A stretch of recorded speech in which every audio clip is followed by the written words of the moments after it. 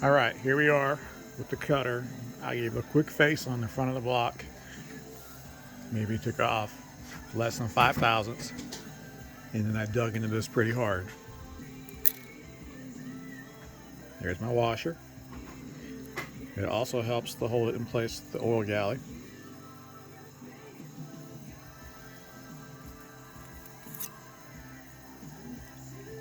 Problem solved.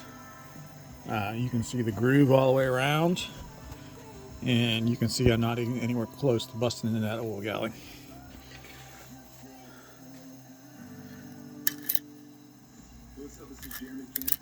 There you go, like that.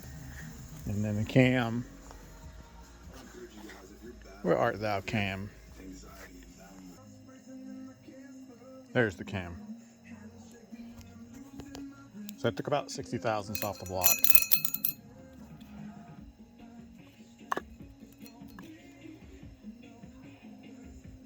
There you go. And of course we have to mock it up. I might have to take some more of this cam, we'll see.